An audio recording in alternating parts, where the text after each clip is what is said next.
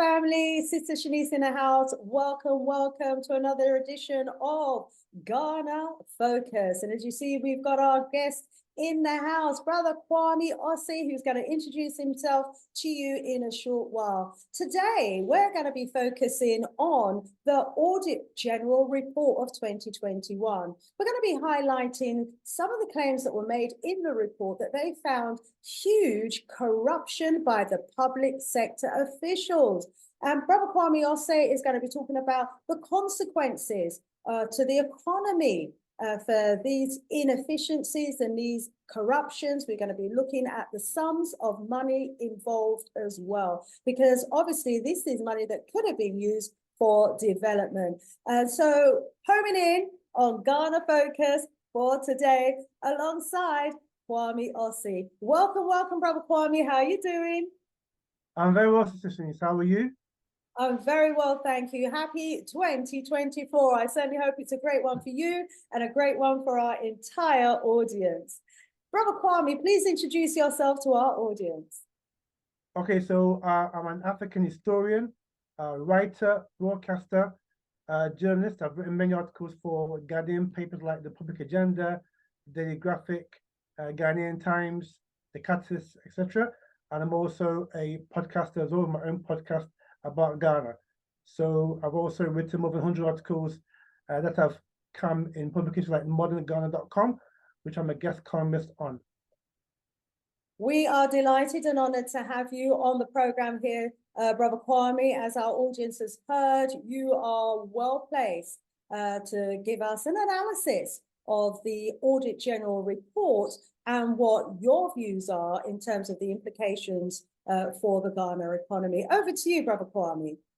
Yeah, so every year, so those who listen to are not aware, every year by Ghana's laws, the Auditor General of Ghana has to produce a yearly annual report, particularly when it comes to the public sector. So checks and balances and the accountability of public servants to the government of Ghana and also the people of Ghana. And so in this Auditor General's report of 2021, it found mass corruption, not by the president, not by the vice president, not by the ministers, but ordinary public sector officials. So we're talking people working in the Lands Commission, people that work in immigration, people that work in passport, the police, etc. Okay, so in this report, 2021, it found out that the corruption, endemic corruption by public officials of Ghana created a situation whereby Ghana was losing at the time the equivalent of about $2 billion US. Now that is 2021. Now that is a massive sum of money. Yeah. And like I said, these reports are done every year. Yeah. So between 2017, when this current government came in, till now, Auditor General has done 7 reports. So let's say the average is about $2 billion a year that is stolen by corrupt officials. Yeah. That is over the 7 years, we're looking at about at least $10 billion that has been lost in corruption or corrupt practices by public sector officials who should be serving the people of Ghana and not stealing from the people of Ghana and also the government of Ghana. Yeah.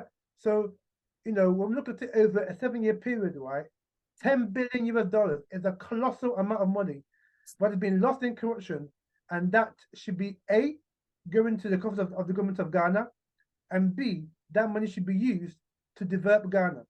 So right now, we've got a situation right now that Ghana is going to the IMF to seek a bail of $3 billion over 3 years. So it's not $3 billion for 1 year, it's $1 billion this year, $1 billion last year, and then the last billion will be 2025 next year. Yeah? And that's because of the way the economy has been mismanaged, also including corruption as well.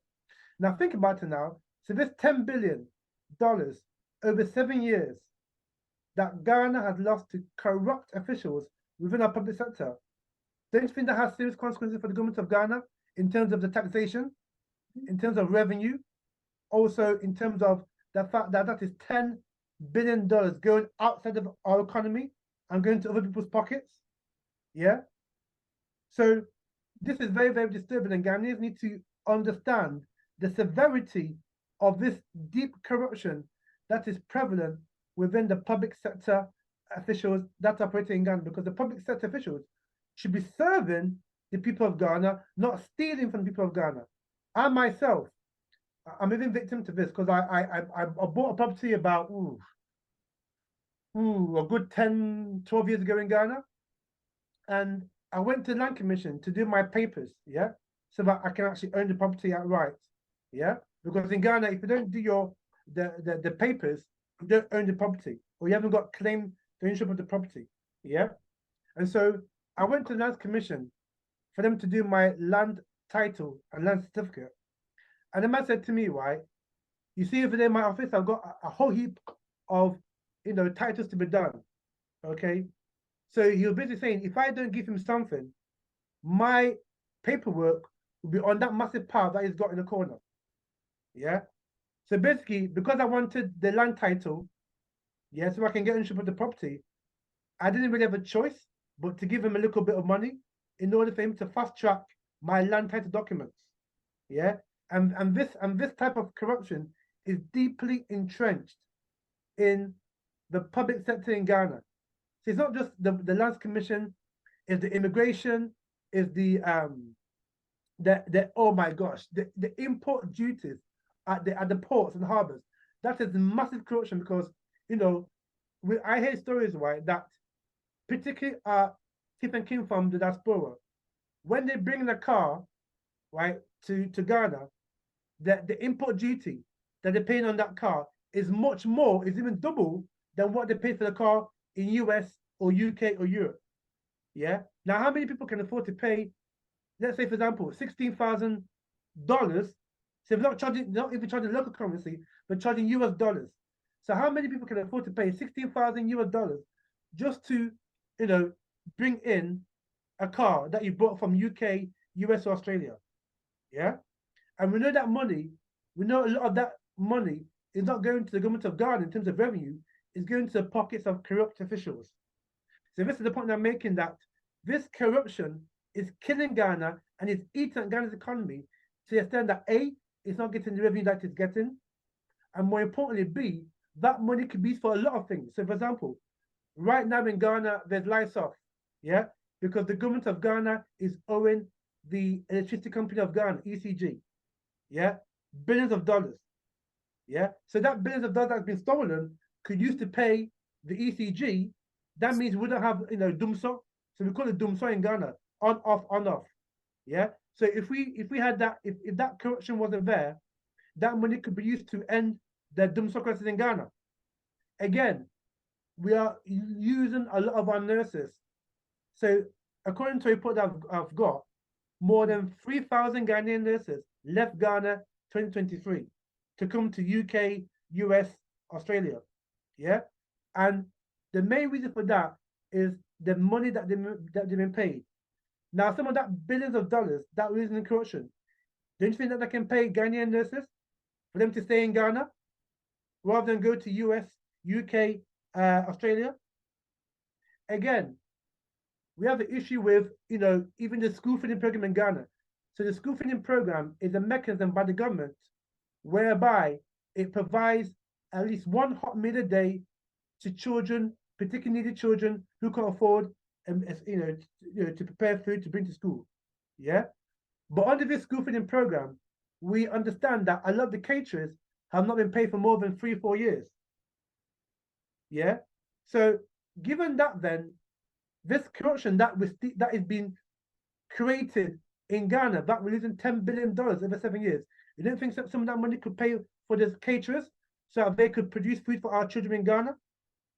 Look at our roads in Ghana, right? We are borrowing money, because I heard the other day the government is borrowing about $300 million, right, to expand some of the main roads in Accra, like the Tema motorway, and like there's a road in Jolu that they want to do an interchange. Now again, some of that $10 billion that's been lost in corruption over the last 7 years, you don't think that can do a $500 million road? You don't think that can do a big time road from Accra to the north of Ghana for less than $40, $50 million? So this is a consequence of the innate corruption that is going on in Ghana, whereby public sector officials are stealing money, not just from the government of Ghana, but from the people of Ghana. Yeah, and this has severe consequences for the economy and also for social developmental projects going on in Ghana. Yeah, and then the same public sector officials or people that are in corruption will complain that there's dumsa, will complain that there's bad roads, will complain that the children are not being fed in school. But yet you are stealing money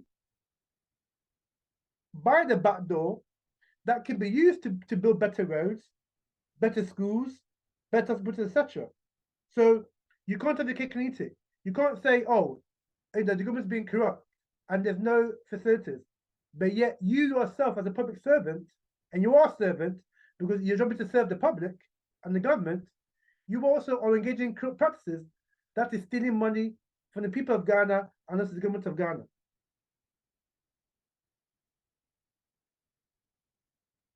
Absolutely shocking. You know, Brother Kwame, thank you for outlining the situation to us there and the extent of the corruption. But clearly, from the figures involved, you know, 1 billion, which I think is about 100 million, we're talking about large sums of government money that's been allocated to various departments, not going into providing the public services, but actually going to maybe outside contractors who are not delivering. And, you know, this audit ought to be able to highlight exactly where the money is seeping out and which departments, you know, is particularly responsible for this seepage. So, you know, for example, if an allocation of 30 million, 50 million has gone to education and, you know, it's supposed to be paying the staff members, the catering staff, and it's not, you know, paying that contract, well, where's that money going? How's that money being spent? The officials ought to be able to hone in on that department and look department by department to see where the corruption is actually happening, where funds have been allocated and where funds is not reaching its destination. That shouldn't be too hard. So clearly, you know, there is a major problem, major internal problem in terms of monitoring of resources, etc., because, you know, there's no supervision or a lack of supervision, lack of accountability, lack of proper procedures and authorization processes in place to stop and prevent this sort of seepage from happening. Well, thank you so much, Brother Kwame, for highlighting the situation to us. Let's hope that this report goes out there, reaches the ears of the relevant officials, and that they put in place the proper systems that ought to be in place in order to ensure that this type of misappropriation of accounts stops immediately. 100 million, 1 billion, and you said that there's 2 billion, 200 million. We're talking colossal amount of money, not no small bits of money under the table. We're talking about multi-million pound or dollar contracts. So let's hope this gets investigated. Any final words for you before we close out, Brother Kwame? Yeah, I just want people to understand that, you know, this corruption is a huge issue in Ghana, and it's actually killing the fabric of Ghana and it's actually destroying the potential of the country. And because of this corruption, which is why, you know, the Ghanaian people are being shortchanged in terms of not getting the proper facilities, the infrastructure, the health, you know, the health care that they need, our children getting, you know, fed proper meals a day, our roads being, you know, in better condition that they are. So all these things are hampering our development, and Ghanaians should, you know, really be mindful of the corruption and really speak out about it. If they see corruption, they should report it to the relevant authorities, and hopefully the authorities can actually deal with it. Because if we don't deal with it, then it's just going to be business as usual, and Ghana will be losing out in the end, and the people of Ghana will be losing out in the end. Absolutely. Thank you so much for that report, Brother Kwame. Family, please do share the video and the information. We want to clean up, you know, where we've got the misappropriation and corruption happening in governments across Africa, because we want Africa to look better, be better, so that the people on the continent can have a better quality of life. So family, don't go anywhere. We're going to be coming in with another report very, very soon with Brother Rasan Krabia.